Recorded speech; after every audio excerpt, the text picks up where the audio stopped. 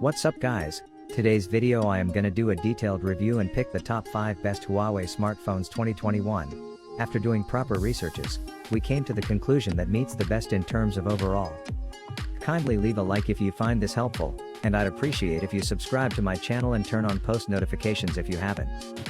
We will be also providing affiliates link to purchase from Amazon. Kindly use to for best offers and purchase from anywhere in the world. We'll be back with more videos.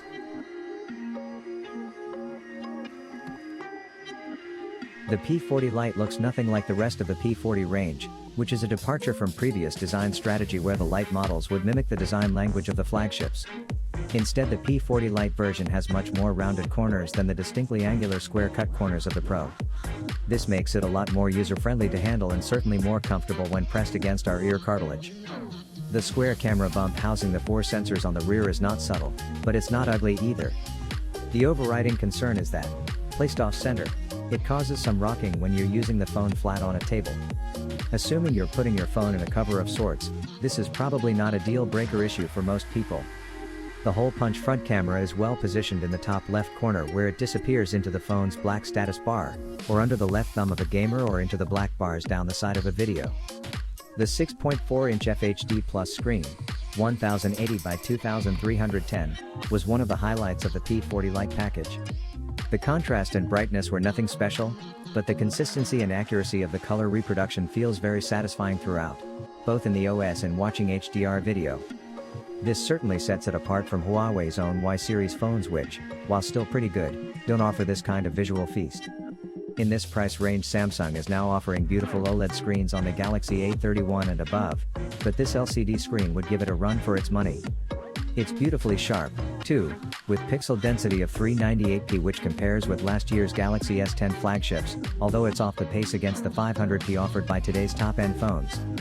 A traditional strength for Huawei, the cameras on this model certainly didn't disappoint.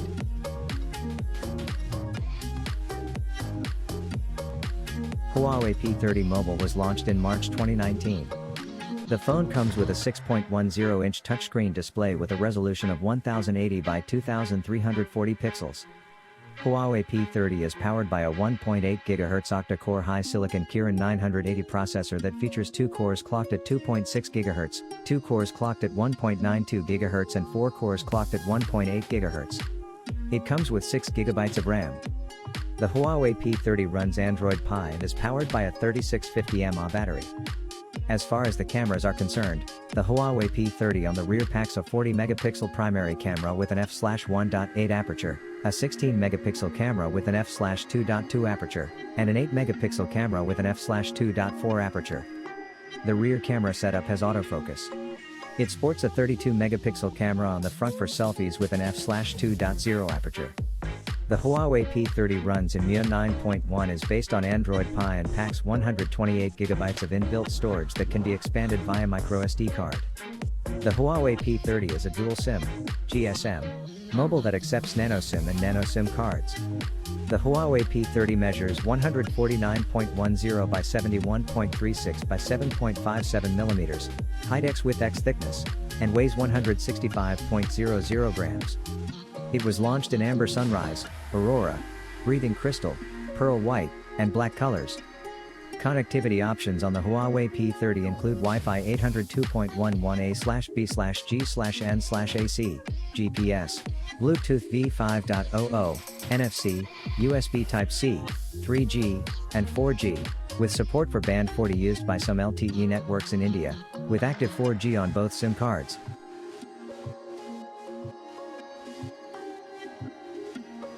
The display is massive, measuring 6.39 inches diagonally, and has a suitably high QHD+ resolution with support for HDR. Dolby Vision isn't supported. Huawei lets reduce this if you want, where you can set it to scale automatically based on what you're doing. It's an OLED panel, which means blacks are deep, colors are punchy, and you get little conveniences such as an always-on mode. The phone has an incredible screen-to-body ratio, as the display curves to the left and right sides, and the chin at the bottom is very small. The notch on the top isn't too deep but it is wide, to accommodate all the sensors. There are multiple display customization options including color mode and color temperature. All of this combined makes the Mate 20 Pro look absolutely stunning, and it's easily one of the best smartphone displays in the market. The Mate 20 Pro also has Gorilla Glass protection, although we're yet to get a confirmation from Huawei about the version it's using. The Mate 20 Pro features an in-display fingerprint sensor, which is placed closer to the middle of the display rather than towards the bottom. It's quite ergonomic, as your thumb lines up with the sensor easily, without having to reach for it. It works fairly well, although we did face a few instances when it had a bit of trouble recognizing our fingerprint. Like all in-display sensors, there's a slight but perceptible lag before it can read your fingerprint. When you lift the phone, a little fingerprint symbol appears, telling you where to place your finger. You get a little animation when it's being recognized. Other than unlocking the phone, you can use your registered fingerprints to access locked apps and a private space. You can even program a specific fingerprint to launch the Pay app directly from the lock screen. The volume and power buttons are placed on the right of the phone, and they have a good clicky feel to them. We also love the contrasting red color given to the power button, which adds to the phone's style. On the top, we have an IR emitter for controlling infrared electronics, while at the bottom we have a USB Type-C port and a dual nano SIM tray. The phone supports dual 4G with VO LTE, which is nice. The Mate 20 Pro also supports Huawei's custom NM card format for storage expansion, which is a smaller version of the microSD standard and can fit in the second SIM slot. The company unveiled this format at the global launch of the Mate 20 Pro, and has promised capacities of up to 256 GB. However, we don't have any details as to when this will be available or how much the cards will cost.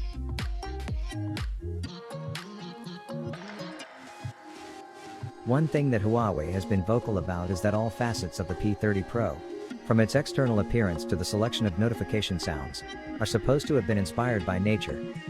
In particular, Huawei has taken inspiration from salt flats, natural desert-like expanses where dry mineral deposits glisten in the sunlight. Thanks to a 9-layer nano-optical coating, the glass rear panel of the Huawei P30 Pro exhibits swirling, shifting colors depending on how you look at it. There are supposed to be 3 color finishes with subtle color gradients representing different times of the day, plus a neutral black, but only 2 are available in India. Breathing Crystal and Aurora both have bluish gradients, but the former is much lighter with white and lilac accents, while the latter is deep and saturated with teal at the top and dark purple at the bottom. The reddish-orange amber sunrise and plain black options have not been launched in India, which is a pity. The OLED screen on the Huawei P30 Pro measures 6.47 inches diagonally and has a resolution of 1080 by 2340, but that's before accounting for the rounded corners and notch. The Huawei Mate 40 Pro feels great in the hand, with its glass back and glass screen sandwiching an aluminum frame. The dimensions are 162.9 by 75.5 by 9.1 mm and it weighs 212 grams, and while those measurements make it seem pretty big, for a phone of its screen size, the Mate 40 Pro doesn't feel overly huge. The curved edge display, which helps the phone fit snugly in your palm, adds to this impression. We found the power button and volume rocker, both on the right edge of the phone, easy to reach. People with smaller hands might find it a little trickier to hit the higher up rocker, but most will be able to reach the power button easily enough. The Mate 30 Pro didn't actually have a volume rocker, as on that phone Huawei debuted tech that allowed you to slide your finger up and down the curved screen edge to change the volume. Given that the rocker has returned here, we'd guess that particular novelty didn't catch on. There's no 3.5mm headphone jack here, so fans of wired audio will have to use a converter with the USB-C port in order to use their existing wired headphones, or look for USB-C wired headphones, although there are a few options around at the moment. The back of the phone feels sleek, but you might find that its appearance detracts from the overall impression of elegance, as our review unit quickly became a canvas of fingerprint marks. This was on the black version of the phone, and it's also available in silver, which might not show off finger smudges as much. At launch, green, yellow and white versions of the Mate 40 Pro were also unveiled, and we'd say these look a lot more striking than the black model, although we haven't seen them on sale anywhere yet. The Huawei Mate 40 Pro display looks pretty great, though the paucity of streaming service apps means that opportunities for annoying it are somewhat limited. This screen is 6.76 inches diagonally, which is pretty big, but as we've mentioned, the design goes some way in mitigating any issues with this.